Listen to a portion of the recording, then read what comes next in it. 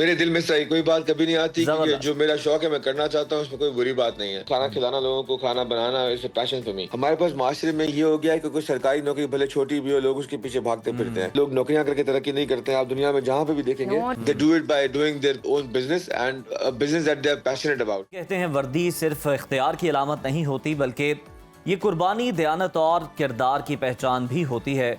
कराची की मसरूफ और बेरहम गलियों में जहां पुलिस अफसरान के नाम अक्सर मनफी खबरों में आते हैं, वहीं पर एक नाम ऐसा भी है जो दयानतदारी, आजी और खुददारी की रोशन मिसाल बन चुका है। DIG रैंक के ये फर्ज शनास अफसर दिन भर सरकारी ड्यूटी अंजाम देते हैं, मगर शाम ढलते ही अपनी अहलिया के साथ मिलकर एक छोटे से रिक्शे पर खाने का स्टॉल लगाते हैं। किसी दिखावे और गुरूर के बगैर गुज़श्ता 2 साल से ये मामूल निभा रहे हैं। जी हाँ, हम बात कर रहे हैं DIG ईस्ट कराची उस्मान गनी सिद्दीकी साहब की, जिन्होंने हमें यह सिखाया कि बड़े ओहदे इंसान को बड़ा नहीं बनाते, बल्कि आजी, ईमानदारी और मेहनत इंसान को अजीम बनाती है। DIG RF सिंध उस्मान गनी सिद्दीकी साहब हमारे साथ मौजूद हैं, उनसे बातचीत करते हैं। बिल्कुल उस्मान साहब, वेलकम टू सुनो पाकिस्तान। मेरा पहला सवाल सर आपसे वो ये है कि आपका शुमार पुलिस के आला अफसरान में होता है, मगर खाने का स्टॉल लगाकर आपने सबको हैरान कर दिया। इस फैसले के पीछे क्या जज्बा था, क्या कहानी थी? तो ma'am, thank you for having me over. ये ऐसा है मैम कि खाना बनाना is a passion for me, my wife, my kids, everybody at home. So मैं खाना काफी अरसे से बनाता हूँ and I cook very good. So हम लोगों ने टाकोस बनाए थे Mexican, which were sent to the Karachi eat festival. वहाँ पे उन्होंने हमें स्टॉल दे दिया and amongst 120 stalls our stall outperform everybody else. तो उसके बाद हमारे पास इतने ऑर्डर्स आने लगे कि जी आप हमें खाना कहाँ से मिल सकता है, कैसे मिल सकता है, but we only had set up that stall. तो वहाँ पे उसको जगह नहीं थी इस तरह खाना दे सकें। उसके बाद हमारे पास केटरिंग के ऑर्डर आना शुरू हो गए। तो catering was easy, so we started doing catering.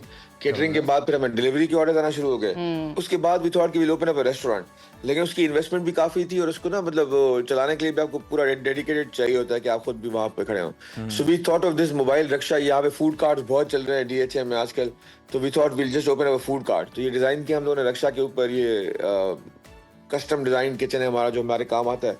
खाना सारा हमारे घर में बनता है, all the ingredients are imported, some are local but all made at home. और वहां से जो है ये कार्ट में जाता है और कार्ट जो है वो DHM में 2-3 जगह पे खड़ा होता है इटसेल्फ। बहुत ज़बरदस्त उस्मान साहब, यानी होममेड चीज़ें हैं और हम कह सकते हैं कि आपके कस्टमर्स की फरमाइश पर आपने ये काम जो है शुरू किया बाकायदा तौर पर। सर, कभी दिल में ये ख्याल आया कि लोग क्या कहेंगे कि यूनिफॉर्म पे इतने ज़्यादा रैंक्स हैं और इतने ज़्यादा स्टार्स हैं और इतना बड़ा अफसर हो के ये जेब नहीं देता शायद ओहदे को कि इस तरह का स्टॉल लगाया जाए? कभी दिल में इस तरह की बात आई या आपको लगा कि लोग इस तरह से कुछ सोच रहे हैं? सर, मेरे दिल में सही कोई बात कभी नहीं आती कि जो मेरा शौक है मैं करना चाहता हूँ, उसमें कोई बुरी बात नहीं है। तो it's something that I am very passionate about. खाना खिलाना लोगों को, खाना बनाना is a passion for me, so I don't care about this thing. और जो कुछ लोगों ने मुझे कहा जरूर है ये यार ये मुनासिब नहीं है, ये नहीं है। मैंने कहा जी जो हमारे बाकी हमारे माशरे में और मसाइल हैं, जो हमारे और अफसरान करते हैं, वो आपको मुनासिब लगता है? जबरदस्त मैं कर रहा हूँ अपने लिए, वो आपको मुनासिब लगता। हाँ, मुझे एक चीज से बॉदर होता है कि मेरे बाबा जो है वो एक दफा आके हमारे स्टॉल पे खड़े हो गए थे एंड मैंने देखा नहीं था उनको।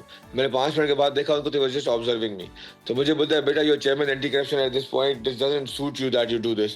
तो आई टोल्ड हिम, मैंने कहा बाबा मैंने नौकरी आप ही कहने पे CSS पास किया था, ये मैं अपने दिल से करता हूँ, तो please don't argue on this. Then he told me कि एक काम करो, तुम्हारी जो बेटी है ना उसको यहाँ पे मत लेके आया करो। मैंने कहा ठीक है जी, ये बात मैं आपकी मान लेता हूँ। So she would come here, so that is that. But बाकी लोगों का क्या उस्मान साहब, आप पुलिस के एक बड़े मसरूफ शोबे से आपका ताल्लुक है और जाहिर बात है जो आपका काम है उसमें थकावट, दबाव और एक डिफरेंट चैलेंजेस आप पूरा दिन फेस करते होंगे डेफिनेटली। और शाम में इस तरह का काम जिसमें आप अपना इंटरेस्ट शो कर रहे हैं, पैशन है, डिटर्मिनेशन है और अपने शौक से कर रहे हैं, आजकल के नौजवानों को क्या पैगाम देना चाहेंगे जो कि कहीं ना कहीं हर काम को हद तक के इज्जत समझते हैं कि भाई हम ये काम कर नहीं सकते, कैसे करेंगे, सोसाइटी है, पीयर प्रेशर है, सोसाइटल प्रेशर है, क्या कहेंगे? उनके लिए क्या पैगाम देंगे? देखिए मैम, मैं जो सुबह की पुलिस की नौकरी करता हूँ वो भी मेरा शौक है. I do it with all my heart, otherwise आप ये नौकरी नहीं कर सकते. It's very tough job, right? And ये जो शाम का काम है, this is also passion for me. I love cooking, I love being in the kitchen, I love feeding people. और सोसाइटी के लिए मैसेज ये है कि देखिए, जो आपको जिस चीज का शौक है, हमारे पास माशरे में ये हो गया है कि कोई सरकारी नौकरी भले छोटी भी हो, लोग उसके पीछे भागते फिरते हैं. And they are willing to do anything to get a small government job also, like constable job के पैसे देने के तैयार हो जाते हैं. लेकिन मेरा ख्याल है कि ये मुनासिब बात नहीं है. लोग नौकरियां करके तरक्की नहीं करते हैं. आप दुनिया में जहां पे भी देखेंगे, No doubt. जो लोग बड़े बिजनेसमैन No होते हैं, doubt. जो लोग वेल्थ बनाते हैं, Yes. They do it by doing their own business and business that they are passionate about.